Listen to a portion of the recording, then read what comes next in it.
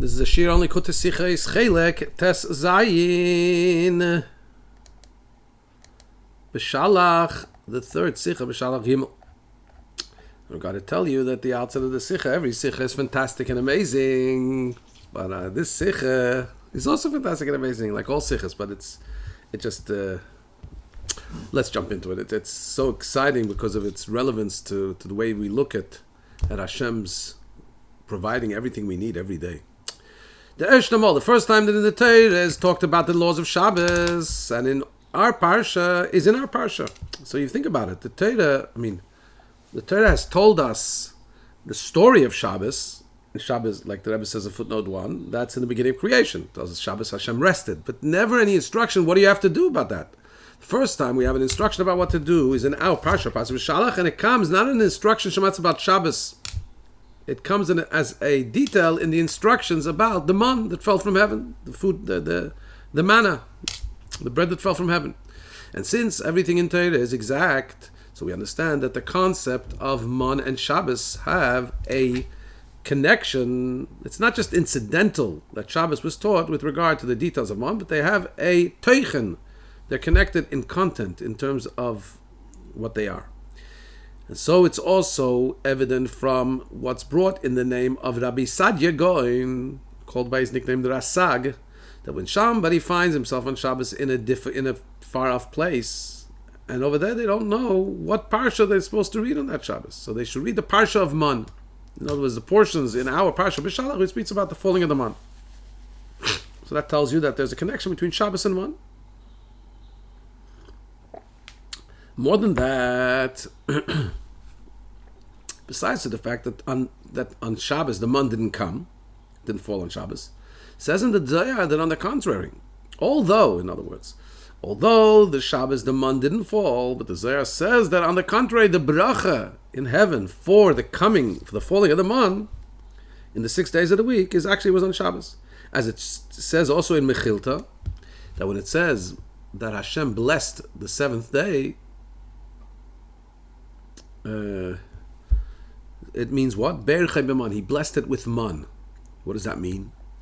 So literally that means that he blessed it that on the sixth day, man should fall twice. Shabbos is blessed. Friday gets blessed with a double portion for Shabbos. That's literally what the Medrash means. The Rebbe brings in the Ha'ara that Chassidus explains that it means Baruch B'man, that actually the bracha for the man that's going to come the rest of the 6 weeks falls on the Shabbos. In other words, it doesn't fall on Shabbos. The bracha brought on Shabbos, and then it comes down all 6 days of the week. In the footnote number 7, the Rebbe says that possibly there's 2 ways of learning the Medrash. There's the simple part of the Medrash, that it fell on Friday double for Shabbos, and that's the bracha. And the remez of the Medrash is that no, the actual bracha comes on Shabbos for the rest of the week, and that's the way we understand the Zohar. So you have to understand, in other words, the bracha comes on Shabbos, and the actualization falls down here on earth. Davon verstehen, continues the Rebbe. What's the connection between Man and Shabbos? L'chaira, not just don't you see any connection, obvious connection between them? They're totally different from each other. Shabbos is everywhere, right? No restrictions. The coming of Man was only in one particular time of history and in one particular place. That's where in the 40 days the Jewish people were in the desert. Shabbos is forever. We always have to keep Shabbos, and it's everywhere. Base. So how are they connected? They seem to be different. So base, we would be able to say, what's the connection? The common denominator between Man and Shabbos is that in both of them, no work. Man was called a lechem and bread from heaven. You didn't have to plow and plant, etc., and all the other things you do. Same Shabbos. Besides the fact that you're not allowed to do any work on Shabbos, there's also a mitzvah to feel like you've done everything, like there's nothing to done. The mitzvah of Einik Shabbos is that you shouldn't think at all about your tasks. On Shabbos you have, and this is a term we use, lahalacha, kol melachtecha asuya, you feel as if all your work has been done. It's based on the fact that the Torah says 6 days you shall do all your work, the 7th day you rest. And the Medrash asks, can you do all your work in 6 days? We live a bunch of 6 days, please God. We're still not finished. 6 days you do all your work, because Shabbos you have to feel as everything's done. So that's a good connection. The man was an effortless food. Shabbos is a day of effortless. Should be a day where you feel at ease without needing to do effort. Yeah, that's however the Rebbe asks, that's not enough. Why? Because there's also some stark differences. First of all, by the man, we will find that they did have some bother attached to it. It says that the tzaddikim, it came down like bread. The intermediate people, it came down like ugos. Ugos, I think, was already... I believe it means that it was already prepared dough, but it still needed to be baked, if I'm not mistaken. The Rishonim had to actually go and grind it. And they had to actually grind it and then knead it and then erst break it. So tzaddikim had effortless, Beinanim had to do some effort, the Rishonim had to do more effort. Similarly, in the way that's after they had already assembled the raw material of the man. Before they actually had ingathered the man, it says that the tzaddikim, they just had to open the door of their house, it was there. The Beinin and the intermediate people, they had to go out and look for it. The Rishonim had to go and search hard. They had to go far away. Not like what we're saying about Shabbos, that every Jew is supposed to feel about Shabbos. Everything is done. Shouldn't even think about his tasks after Shabbos that are awaiting him. And on the other hand, and the Rebbe points out in R11, we said in the month there was distinctions between the good guys, the half good guys, the not good guys. By Shabbos, there's no difference. Shabbos applies to everybody. Every Yid feels on Shabbos. Like everything's done. So it's not the same as Man. Man needed some. There was some work done, depending on your level of tzidkus.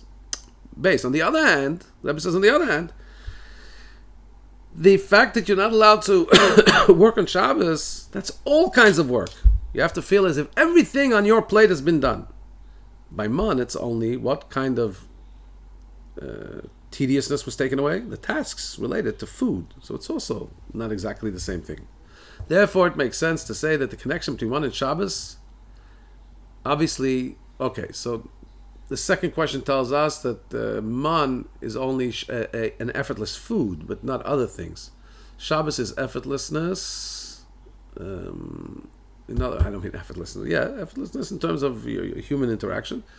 So it's going to tell us that, yes, the connection is about the food, because that's what Man is. Man is food, and the Shabbos, Man, intersect in relationship to food particularly.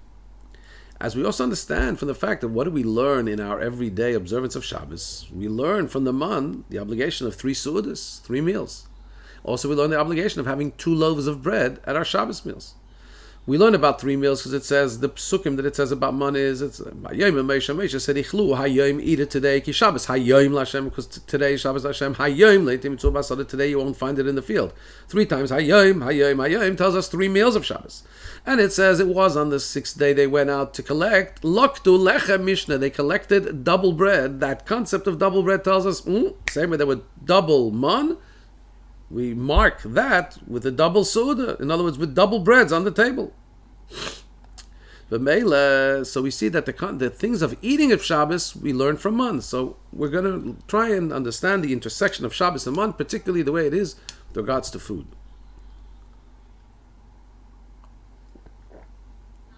With regard to the providing of food, the procurement of food. Gimel.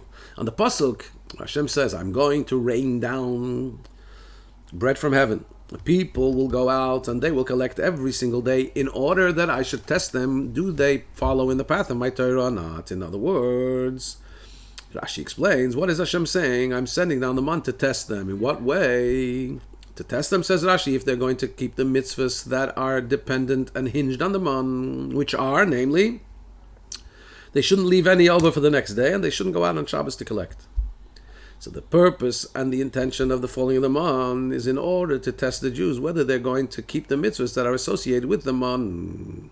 And those mitzvahs are not to leave over, not to go on Shabbos to collect. So we have to understand what's the connection between these 2 mitzvahs. 1, not to leave over, 2, not to collect on Shabbos. And those are this is the reason I'm giving them on. What's the intersecting underlying factor between them? So first, let's understand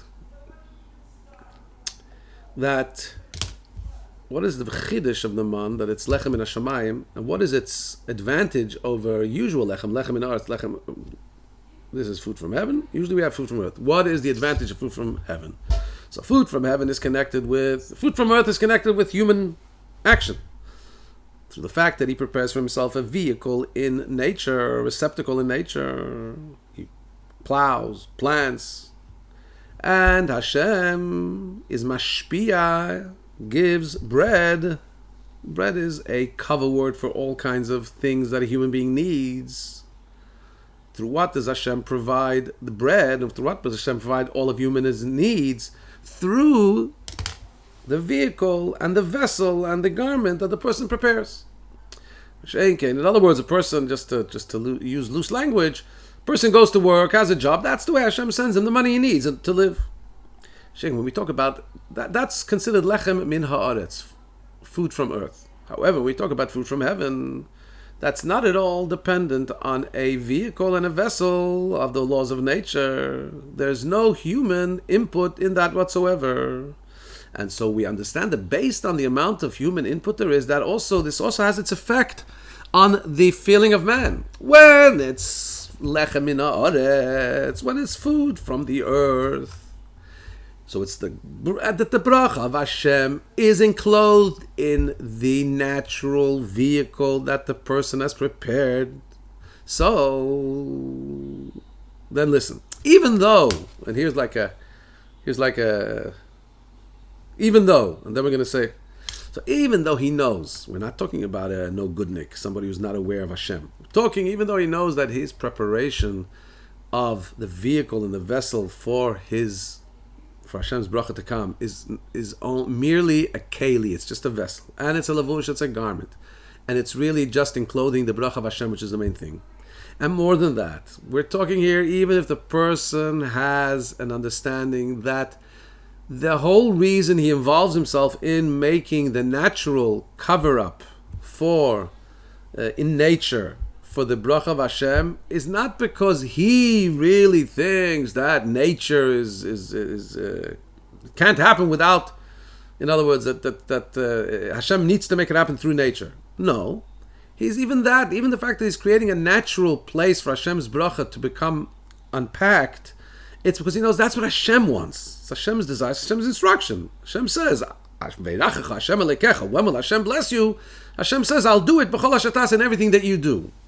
I don't want you, like the Medrash says, you think a person should sit and not do anything and Hashem will just help him? No. So it says, you got to work for 6 days because Hashem will bless you in your deeds. So even though we're talking about such a person, nonetheless, when it actually comes through his efforts, since it actually does come through his efforts, it's coming through the vehicle of what he's done. So the person has had some input. So it leaves room to consider the person's input something valuable as a contribution towards the parnasa. It's a subtlety. Which is not the case. I'll tell you a saying I've heard recently. I believe it was, don't remember from where, but Hashem helps those who create a cover-up as if they're helping themselves. In other words, Hashem wants us to make a keli, and Hashem will help us, but He wants it to be covered over. So He wants it to be a keli to cover over that we don't see His obvious miracle. But still, even when a person is doing that, but if it did come through that vehicle, there's room in his mind to say, maybe my deeds had some value. When a person gets lechem from Hashemayim, obvious bread from heaven, there is absolutely no mixing in of human action. So this arouses by him the tenuah, the feeling of reliance totally on the Eibishter. Please God, at the end of the shir, I'll give you a story. Al Pisa, according to this, is understood that the nisayon, that the test about the man. What was the test? Will they keep the mitzvahs that are hinged on the man, not to leave any over? And by the way, the Rebbe puts in a footnote, in the man you saw clearly, human action didn't help. Because what happened? Person collected more, he came home from his collection, he had exactly enough for what the people in his household. A person worked less and collected less, he came home, he had exactly what he needed for the people in his household. So it could be Reuven, who has 5 people in his household, went out and he was running around. He thought he's going to bring back 50 portions. He comes back home, 5 portions.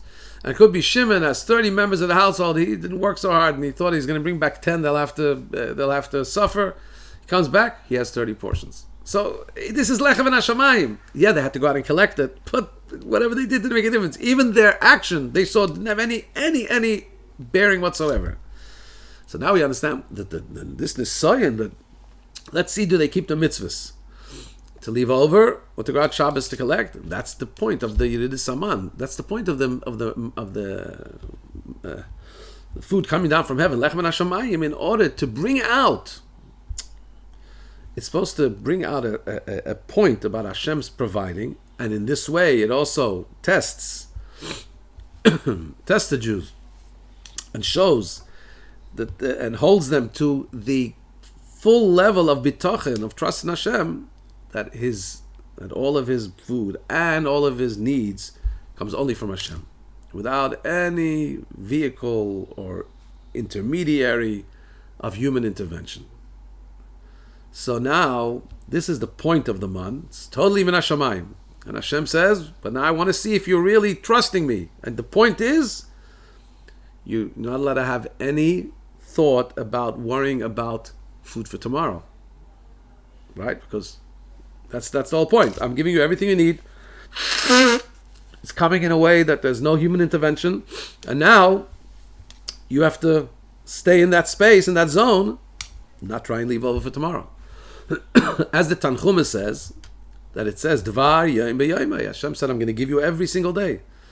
And the meaning of that is, Hashem, who created the day, creates also the Parnasa.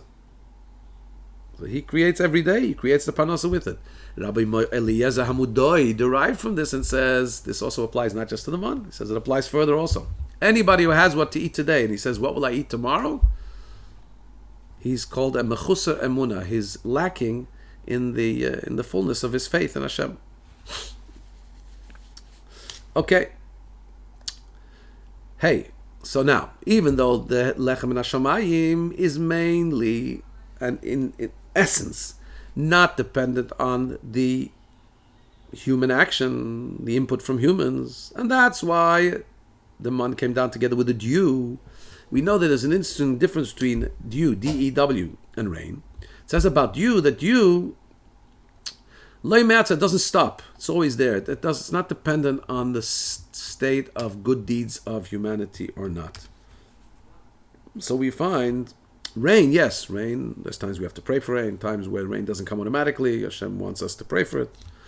Dew is a constant. It represents the things that come from Hashem that are initiated by Him and not dependent on our arousing or eliciting of them. However, so the man is something that comes from heaven, so it comes together with the dew. It's something that Hashem's giving without any expectation of human input. However, we do find that people had to be involved and get involved, as we said before, that they had to go and collect it. Not just the negative people, not just Beinanim and Rishayim that had to go further or whatever, but even the tzaddikim, where it came to the door, the entrance to the doors, but they had to go open their doors. So some human input was there. On the contrary, more than that. Moreover, the fact that there are differences in the level of input, right? We said 3 kinds of Jews and 3 kinds of how far they had to go to collect it. That's a sign that it's not totally unrelated to the input of human, to the input of the man who's going to be the receiver, which is unlike tal, unlike dew, which has absolutely nothing to do. It comes to everybody equal. There's nothing. It's totally unhinged on what's going on down below.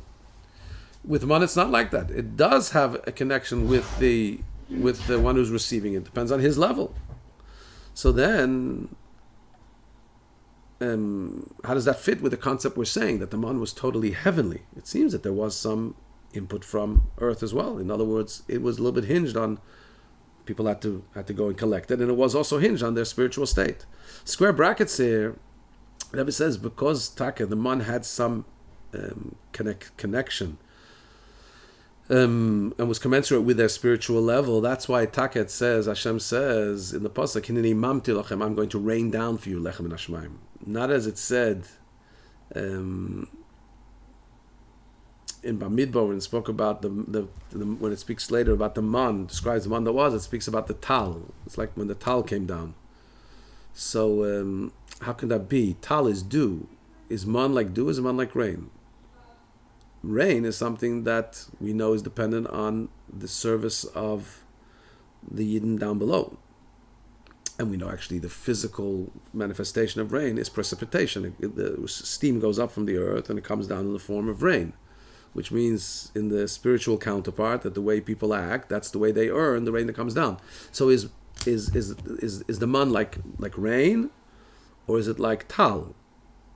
So so the explanation is like this. That's both. It's lechem min hashamayim is essentially and at its source, at its core, something that's coming down from heaven, unrelated and higher than what the recipients can elicit. That's like dew. However, the way it comes down and manifests in this world and falls into this world, so Hashem brings it down in a way of mamt, in a way of rain, that also has some kind of a connection with the deeds of those the recipients. And that's why there's three kinds of people that go out and collect. If you're a tzaddik, comes to your doorway. And there's three levels of state of preparedness of the man itself. Do you have to grind it, or can you just go ahead and eat it? And so on. And don't forget, they also had to eat it. It didn't just come and zapped into their nutritional system. They had to eat it, so there was obviously something they had to do. Interesting here in the footnote, the Rebbe points out the concept, what bracha did they make? He said, they also had to make a bracha. And there's some Rishonim that say that the bracha was Amitzi lechem min hashamayim. And anyway, by the way, the Rameh Mipanu the Rebbe brings says that when Mashiach comes, there'll be some of the man that's still in the jar that was put away in the Mishkan, it was hidden. Then if you want to eat some of that man, the bracha will be Amitzi lechem min hashamayim. At any rate, there is a connection with what's done from below. But basically, man is lechem min hashamayim. It's from heaven. So now we're left with a question that Rabbi had. There is some connection with below, but how does that, why? If Hashem is giving lechem min hashamayim, why isn't it just min hashamayim? Why is there taka distinctions between the different levels of Jews? So Vav, the explanation is, the concept of man as lechem min hashamayim was a preparation for going into Eretz Yisrael. It wasn't something that was going to remain. Hashem didn't want it to remain that way. And there is the way things have to work is lechem min haaretz. There needed to get into a schedule of having bread from earth. Because through that, so what's the process here? What's going on? Through the fact that the Yidden have been shown in a revealed way how their parnos and their needs get given to them by the Eibishter directly. So that prepared them and gave them the koyach that also when they come to a land which is a settled land, and also when they go into the usual sequence and order of events where they have to adapt to lechem min haaretz, bread from earth, they shouldn't, God forbid, forget that it's Hu HaNeisen Lecha Koyach Lasis Choyas, Hashem that gives you the koyach to make the money that you make. Because you've seen it openly. But that's where it comes from. More than that. Lechem min hashamayim, food from heaven, is not just a preparation and giving you the koyach. No. Really, it's not just, in other words, you could look at it that now you've been given a vision.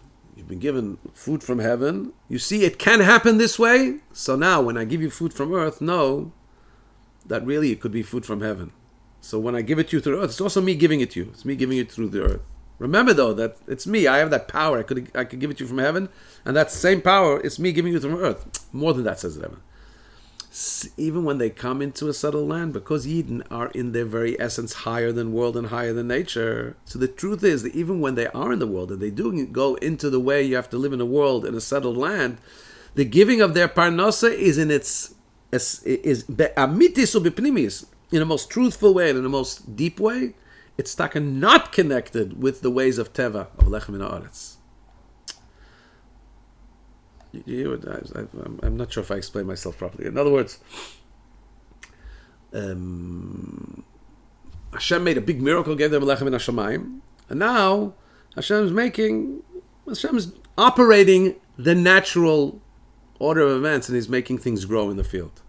What the Rebbe is saying is, and that would be enough. You could learn from Hashem's awesomeness, from Hashem's omnipotence that gives them food from heaven. You could learn that even where it looks like it's finite, it's really Hashem driving. Says the Rebbe, no, in reality, we're saying even more, in reality, the even that operation of the natural cycle of planting and thing by Yidden, because they're Lamaylam and Teva, that's really Lechem and Hashemayim. It's also higher than Teva being given to them. A subtle word. And here's square brackets, that goes even further. When we say that it's also Hashem giving them Lechem and Hashemayim, but it's coming through Lechem and Haaretz, it's not even in a way that we say that Teva on its own doesn't really have any reality, any importance. That Teva, that nature itself, is really only a garment for the bracha of Hashem that's being enclosed in the garment. And that garment itself, really, the Yid only makes because that's what Hashem wants. He doesn't really put importance on it. But the hashpah, what's coming through it, is connected with nature. The bracha of Hashem comes through the keli that He prepared. That would be standard thinking, standard Yiddish thinking, but emunah thinking. Says the Rebbe, but what Lechem and Hashemayim taught the Yidden was much more than that. That even the lechem, the parnasa that comes, the food that comes from earth, is in a way that it is in itself, just like lechem and Hashemayim. It is lechem and Hashemayim. It's food from heaven. That's absolutely not connected with the ways of Teva. And this is the true shleimus habitachon by Yid in the Eibishter. Not nist. This is, by the way, a subtle, deep, and profound, and I can't say that I get it fully, a little drop maybe, but it's liberational. So the Rebbe says like this, not just in a case where a person doesn't see any chance of how things can work in Darkei HaTeva in a natural way to make his parnasa. Right? He doesn't know how he's going to make it happen. And therefore, and by the way, that's true bitachon, right? When you think you have a way how it's going to work, so you're relying on Hashem, but there's what's called tikva zchut hashani. You're also relying on maybe a little thread that's possible. When you see no way how to make things happen, how you get your parnasa, and you rely on Hashem, which that's true bitachon. You don't have any choice. You rely on Hashem. He's going to give you your parnasa in a miraculous way, just like the man in the midbar. So that's one level. That's one kind of situation.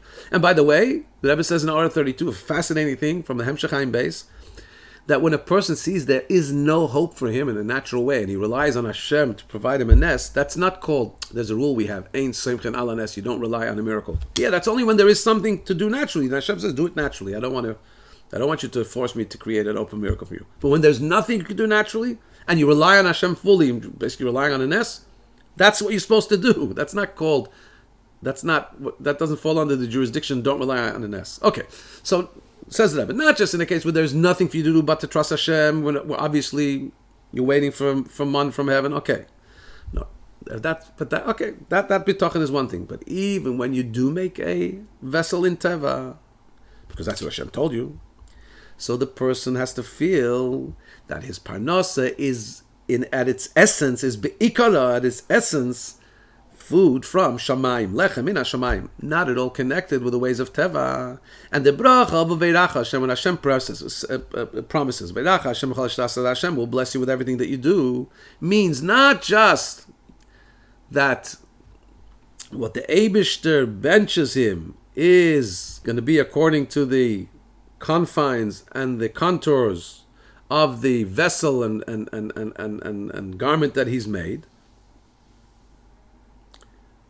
even if it is in a way of uveirachecha, it's going to be more blessed. It's not going to be limited mamish to the comments. It will be a blessed commensurate to his efforts. No, the person has to believe that Hashem's blessing comes to him in a way that's be'ein arech, totally without any erech, without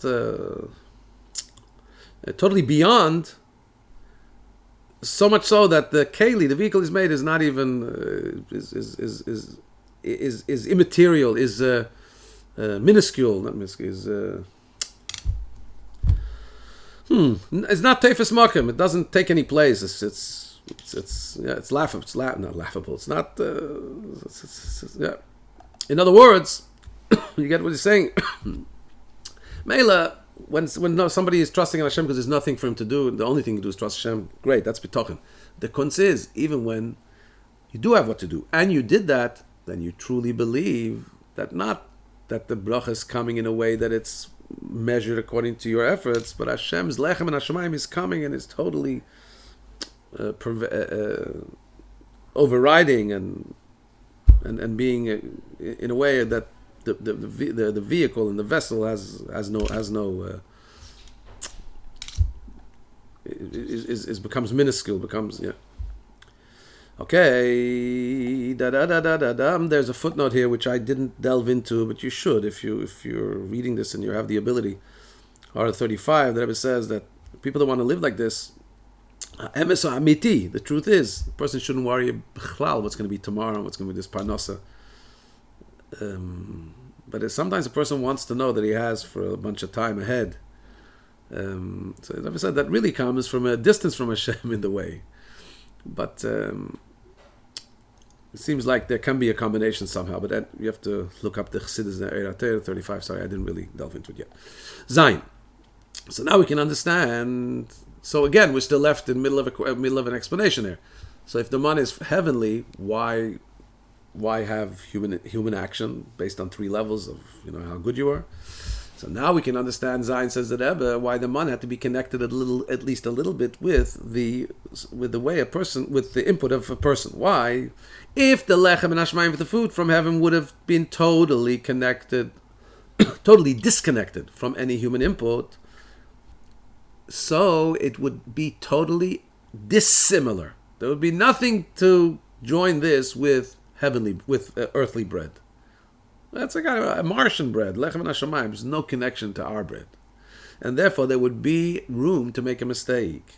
What could the mistake be? The person may say like this: by heavenly bread, that's totally not dependent on any kind of preparation, any kind of avodah from the recipient. So there, in that case, where Hashem is giving you that kind of bread, then you have to have total belief and trust in Hashem and only rely on the Eibishter.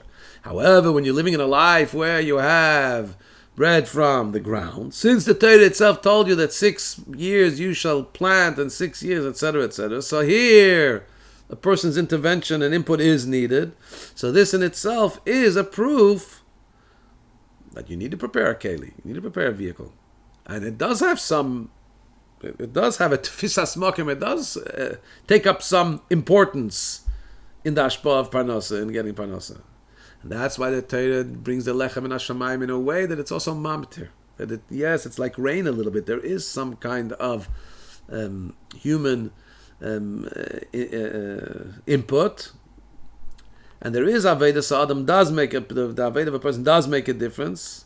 It just shows that also there in those circumstances where there is a requirement for input of the person, we need to understand that even in those circumstances, it's also coming milamayla, and it's not at all hinged or dependent or limited to the Aveda that the person did. It's lechem in hashamayim. Stand of art. In other words, if the man would be just totally heavenly without human connection, you would say, oh, it's a different thing. It doesn't apply to us. No. So that's why there is some human connection there. There is some human input. And so therefore we can now say, so also us, says the Rebbe continues. And this is the Nisin Askeach. This gives us the ability that also when we come into the settled land, where there you already eat bread from earth, so a Yid should be able to understand and be able to have the perspective that also the avodah that he does there to eat lechem min haaretz, food from the earth, is in its essence and pnimius, it's really lechem nashmayim, it's food from heaven. Fascinating thing in Hara 38, we know what the Rebbe Marash says. I mean, that would apply to now also, right? The Rebbe Marash says the parnasa bisman hazeh, the time of Golus, is mamish like the mun, lechem nashmayim.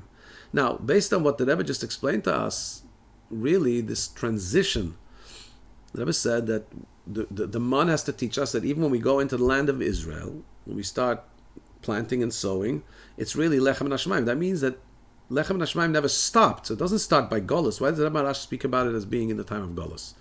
So the Rebbe says, so you got to take into account that in Eretz Yisrael, during the good years, everybody had ishtachas gafnoi, everybody had financial security in terms of, they saw where their parnos is coming from, they had tracts of land, and there was no issue. So you don't feel the lechem and hashemaim so much.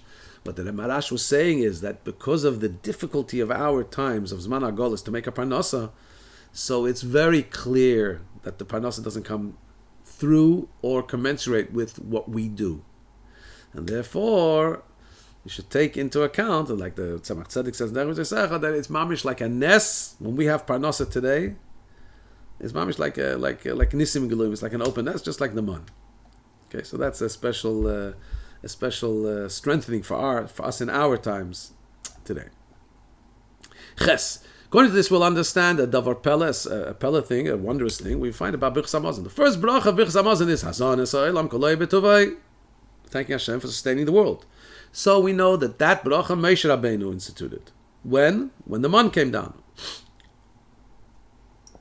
The second bracha is Noid Elecha Hashem Elokeinu Baruch Hashem Ala Oretz V'Al Hamazon. The second bracha is Birchas Hamazon, the bracha thanking Hashem for the land of Eretz Yisrael. Who made that bracha? Yeshua, when they went into Eretz Yisrael.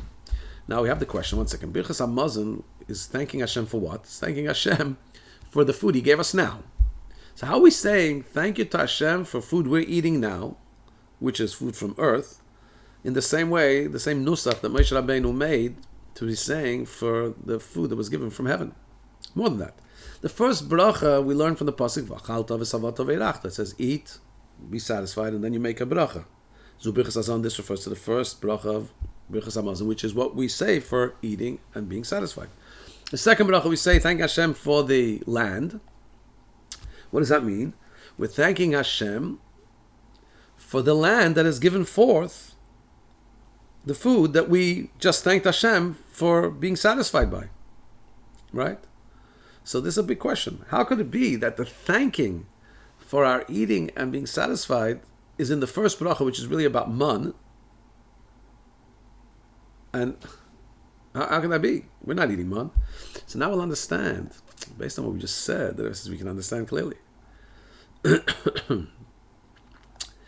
That what? The lechem in haaretz, the food that we eat from earth, also that which Hashem has blessed that comes through the land, which gives forth food. In emes, truthfully, it's just a garment to the source and root of that food, which is from heaven. And therefore, since a Yid recognizes the truth that the source of his food is not dependent on the fact that he prepared and did work and tilled his field, not even the fact that he did and prepared ways of teva because Hashem told him so.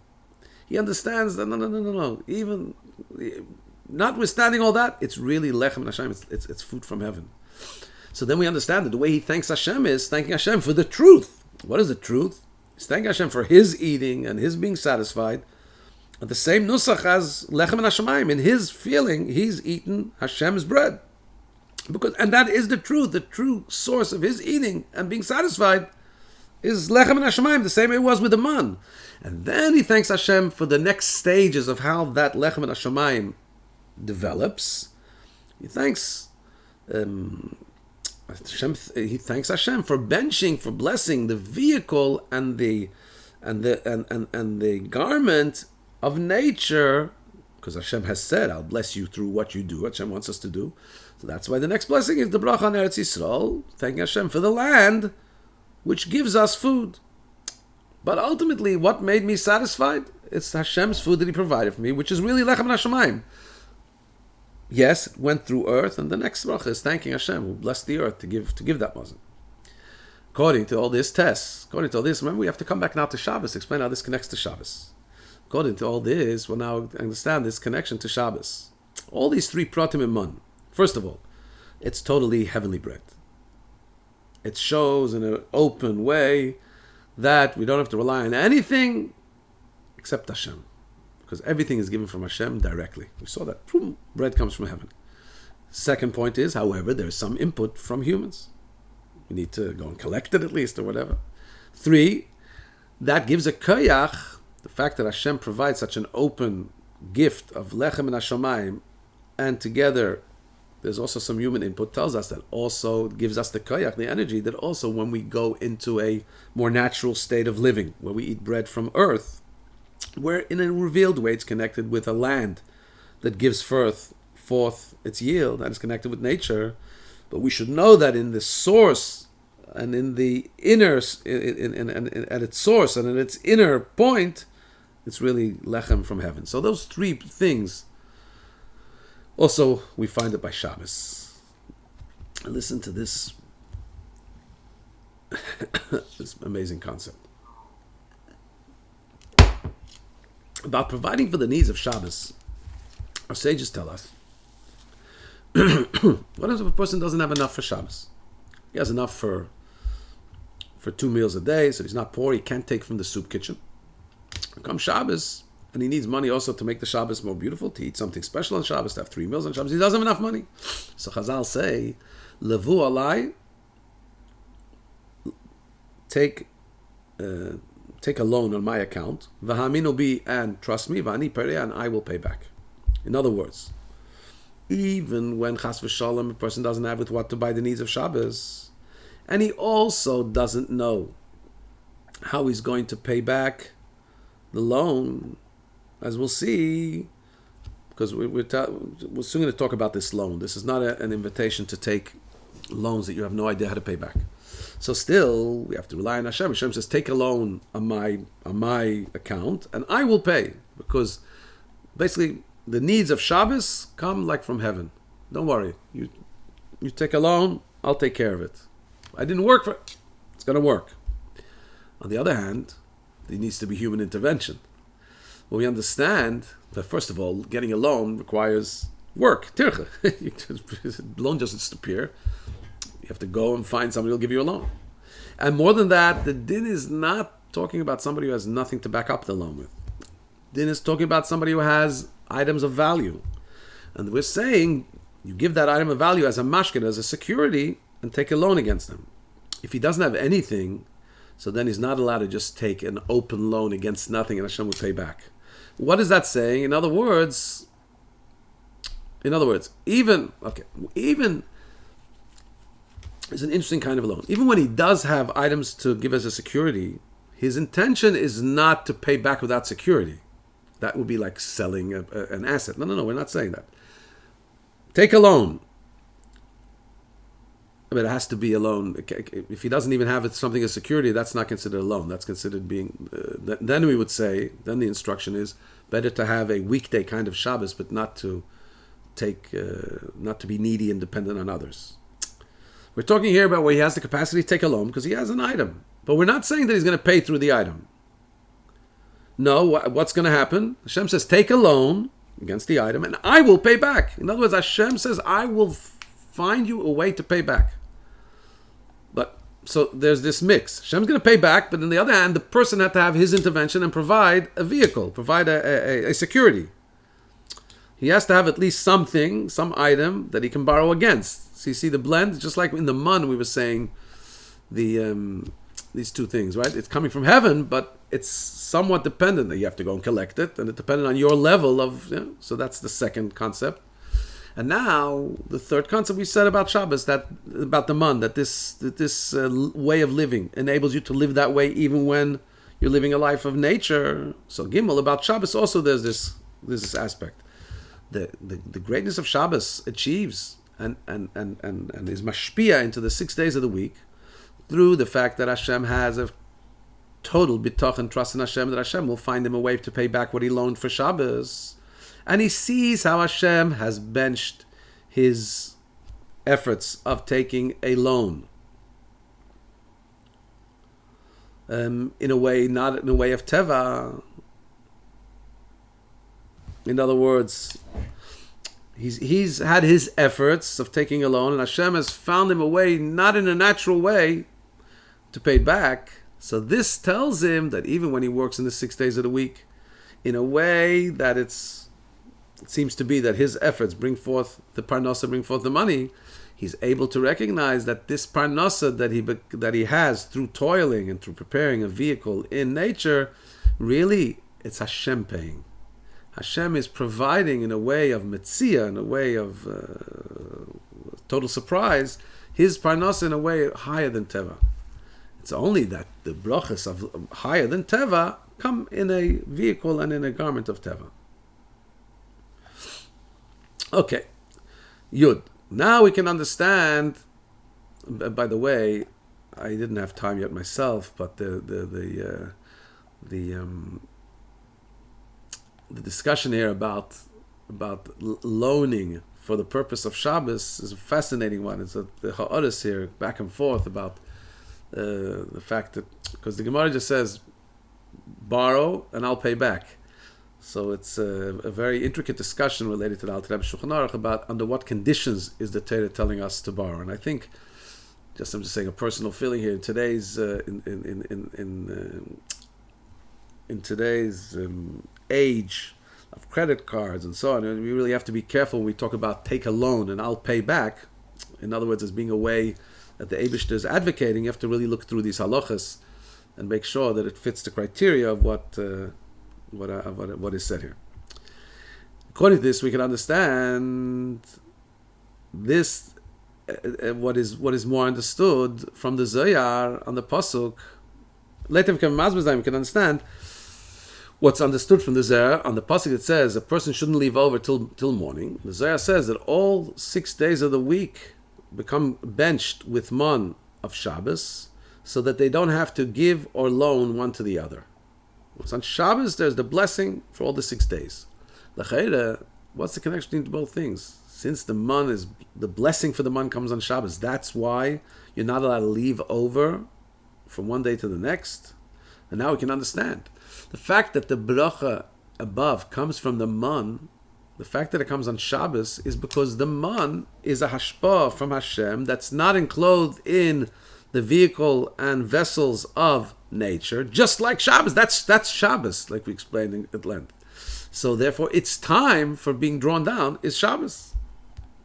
And therefore, it has to be in a way, this hashpah, when it comes down, even comes down during the week, has to be in a way that it shouldn't get mixed in with cheshbonos, with thoughts and calculations of the person of how to do things al pi teva.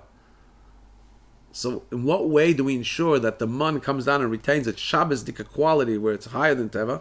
Is we say, no, you can't leave over. You can't show that you're involving your natural thoughts into the man process. No, you can't leave over for the next day. That would be showing you're trying to have human involvement in this, in providing for your needs. You're going to leave some for tomorrow. No. One day per day. Yud Aleph. Nonetheless, by Shabbos, the hashpah of the man came only above, l'mayla. Down below, the man didn't come. Why? Because the fact that in man there's a concept of matar, the rain concept, not just like dew, but the rain concept, that there's some association with the recipient below. We said there's a difference between the 3 levels of Jews and the recipient, in the receiving of the man. So that's the way the man comes down from its level and is actually presented down below here. But the way the man is in its place, in the level of Shabbos in heaven, there it's totally higher from having any connection, anything that the Makabel can do. And similarly on Shabbos, we find the same concept on Shabbos.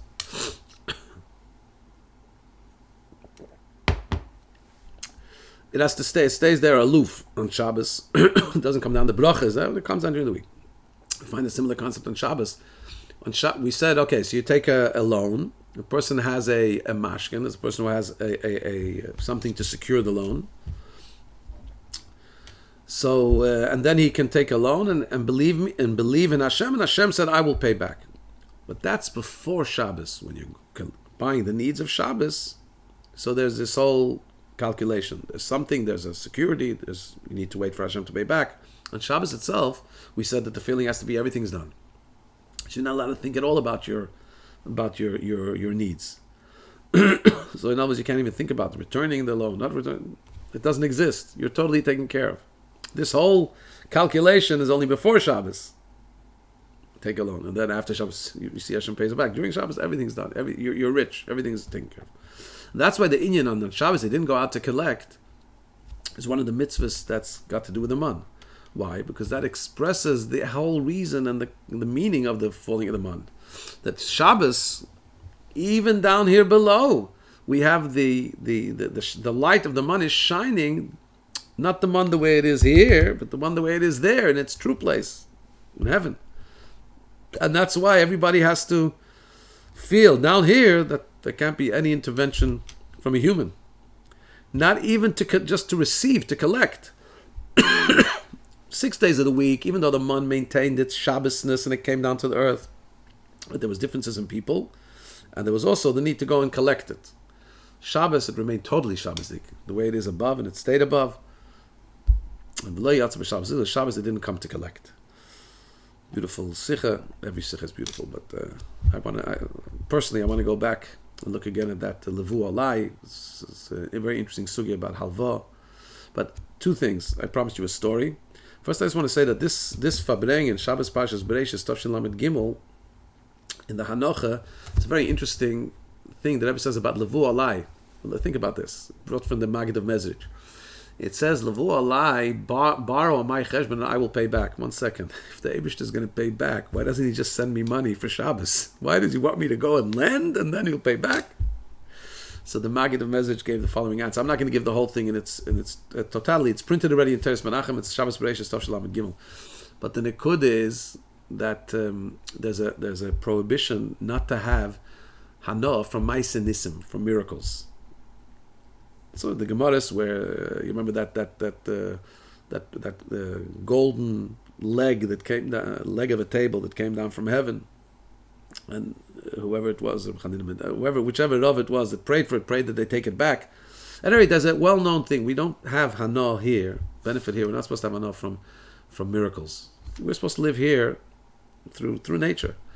So if Hashem is going to all of a sudden provide you food for Shabbos in a miraculous way, there'll be a problem. You can't have Hanoah from Ma'aseh Nisim. So what does Hashem say? You take a loan. I'll make sure you're able to pay back the loan. It's the same thing. It's not the same thing. Al pi halacha, there's a halacha that if Reuven takes a vow that he's not allowed to have any benefit from Shimon, so Shimon can't give him food, can't give him anything. What happens if Reuven's now poor? But Shimon can go pay back Reuven's debt if he owes money to somebody. That's not considered as if he's giving him directly. It's considered as if he's taking away a creditor. And there's some details to that. You can look in the Rebbe's Sikha, you'll see more details. But the Nekuda being that Hashem's giving us so to speak, a hack. I can't help you directly because it'll be Ma'aseh Nisim. Take alva, I'll make sure you'll be able to pay back. That's 1 point from Shabbos Bereishis. And I promised you a story here from our region. Rabbi Shalom Greenberg, Shliach of the Rebbe in Shanghai, when they had been renting a villa. It was very difficult to set up shop in China, Bechlal, a lot of bureaucracy. So they had rented a villa and they for their Chabad house and their shul and their restaurant. And then the owner decided, no, he doesn't want to rent to them anymore. So basically they saw they have no future in rentals. They're going to have to buy something. The problem is to buy something was a large amount of money, like $1 million or something. And he didn't know what to do. So Reb Shalom ran to New York, go to the Rebbe, and to start calling people to collect money. So he wasn't there Shabbos. A guy walks in, and maybe he was from Hong Kong. He says, "Where's Rabbi Greenberg?" So Rabbi Greenberg's Rebbetzin said he has to go run away. Not run away. He had to go run to New York to collect money because without we're going to have to buy something. We don't know how we're going to do it, and how much is going to cost. This guy asked. So he said, "We need a mortgage of $1 million or something like that." So he said, okay. He said, what do you mean, okay? He says, I'll take on the mortgage. They called Rabbi Greenberg after Shabbos, and we came home, and they bought the Chabad house. And Rabbi Greenberg fabrengs, and he says, the most incredible part of the story is that it means that this was Lechem min Hashamayim. I can't say I had anything to do with it. It's a Nes Mamish min Hashamayim, because I wasn't even there. If I would be there, I could say maybe I said a nice speech. Maybe I spoke in a convincing way. I wasn't there. The guy walked in. He said he wants to help. And the Zach is given. We should have all of us by us. Nisim and Iflois, be able to carry out the Rebbe's work. It's Yud Shvat in a few hours by me. The Rebbe's work to bring the Shechina Lamata, and then we'll all be reunited with the Rebbe and in Yerushalayim HaKodesh. All the best.